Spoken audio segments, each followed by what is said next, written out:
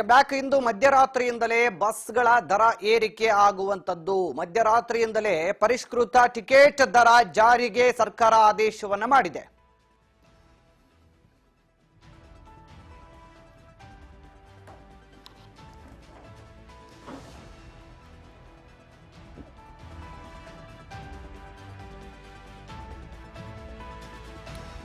ಇಂದು ಮಧ್ಯರಾತ್ರಿಯಿಂದಲೇ ticket ದರ ಏರಿಕೆ. ರಾತ್ರಿ 12 ಗಂಟೆಯ ನಂತರ ಎಲ್ಲಾ ಬಸ್ಗಳ ದರ ಏರಿಕೆ ಆಗುತ್ತೆ. ಬಿಎಂಟಿಸಿ, ಕೆಎಸ್ಆರ್ಟಿಸಿ, ಎನ್ಡಬ್ಲ್ಯೂಆರ್ಟಿಸಿ ಮತ್ತು ಕೆಕೆಆರ್ಟಿಸಿ ಎಲ್ಲಾ ಬಸ್ಗಳು 15% ಟಿಕೆಟ್ ದರ ಹೆಚ್ಚಳ. ಪ್ರಸ್ತುತ ಮೆಜೆಸ್ಟಿಕ್ನಿಂದ ಜಯನಗರಕ್ಕೆ ಇರುವಂತಹ ದರ 20 ರೂಪಾಯಿ ಏರಿಕೆಯಿಂದಾಗಿ 23 ರೂಪಾಯಿ ಆಗುತ್ತೆ. ಮೆಜೆಸ್ಟಿಕ್ ಟು ಅತ್ತಿ ಬೆಲೆ ಇರೋದು ಪ್ರಸ್ತುತ 25 ರೂಪಾಯಿ, ಜಯನಗರಕ್ಕೆ ಅದು 28 ರೂಪಾಯಿ ಆಗುತ್ತೆ. ಬಿಎಂಟಿಸಿ ಬಸ್ ದರ ಕೂಡ 15% ಏರಿಕೆ ಇವತ್ತು ಮಧ್ಯರಾತ್ರಿಯಿಂದ. ಮೆಜೆಸ್ಟಿಕ್ ಟು ಹಾರೋಹಳ್ಳಿ ಪ್ರಸ್ತುತ ಇರುವಂತಹ ದರ 25, ಅದು ಏರಿಕೆ ಆದರೆ 28 ರೂಪಾಯಿ ಆಗುತ್ತೆ.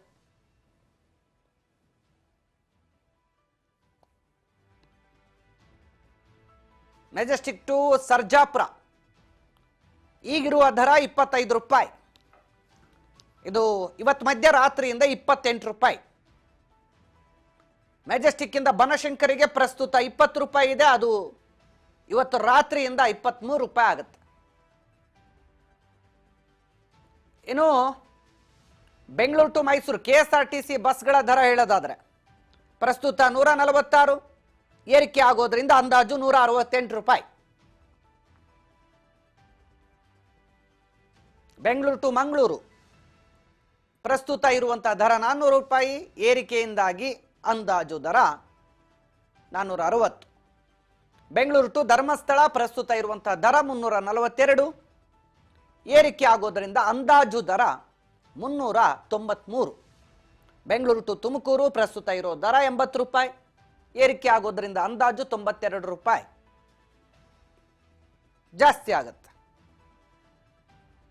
ಬೆಂಗಳೂರು ಟು ಚಿಕ್ಕಬಳ್ಳಾಪುರ ಪ್ರಸ್ತುತ ಇರುವಂತಹ ದರ 72 ರೂಪಾಯಿ, ಏರಿಕೆಯಿಂದ ಆಗುವಂತಹ ದರ 83 ಅಂತ ಅಂದಾಜಿಸಲಾಗಿದೆ. ಬೆಂಗಳೂರು ಟು ಚಿಕ್ಕಮಗಳೂರು ಪ್ರಸ್ತುತ ಇರುವಂತಹ ದರ 285 ರೂಪಾಯಿ, ಏರಿಕೆಯಿಂದ ಆಗುವಂತಹ ದರ ಅಂದಾಜು 328 ರೂಪಾಯಿ. ಬೆಂಗಳೂರು ಟು ಹಾಸನ ಪ್ರಸ್ತುತ ಇರುವಂತಹ ದರ 246 ರೂಪಾಯಿ, ಏರಿಕೆಯಿಂದ ಆಗುವಂತಹ ಅಂದಾಜು ದರ 283 ರೂಪಾಯಿ, 50%. ಬೆಂಗಳೂರು ಟು ರಾಯಚೂರು ಪ್ರಸ್ತುತ ಇರುವಂತಹ ದರ 556 ರೂಪಾಯಿ, ಏರಿಕೆಯಿಂದ ಆಗುವ ಅಂದಾಜು ದರ 640 ರೂಪಾಯಿ ಅಂತ ತಿಳಿದು ಬಂದಿದೆ. ಬೆಂಗಳೂರು ಟು ಬಳ್ಳಾರಿ ಪ್ರಸ್ತುತ ಇರುವಂತಹ ದರ 376 ರೂಪಾಯಿ, ಏರಿಕೆಯಿಂದ ಆಗುವಂಥ ಅಂದಾಜು ದರ 433 ರೂಪಾಯಿ.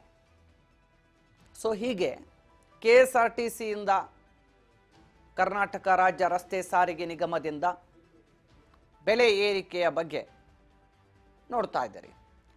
ಇನ್ನು ವಾಯುವ್ಯ ಈಶಾನ್ಯ ಸಾರಿಗೆ ಬಸ್ಸು,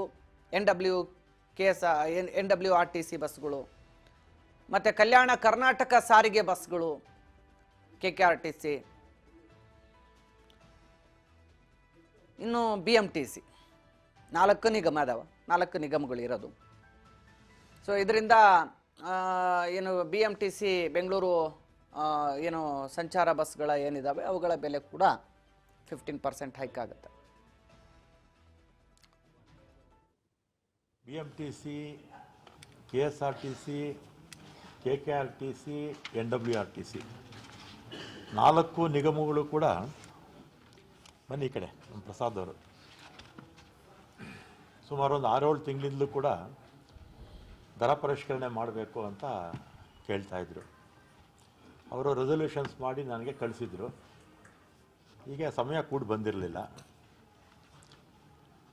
ಯಾಕೆ ಅವರು ಬೆಲೆ ಜಾಸ್ತಿ ಮಾಡಬೇಕು ಅಂತ ಹೇಳ್ತಾ ಇದ್ರು ಅಂದರೆ, ಉದಾಹರಣೆಗೆ ಬಿಎಂಟಿಸಿನಲ್ಲಿ 2014ರಲ್ಲಿ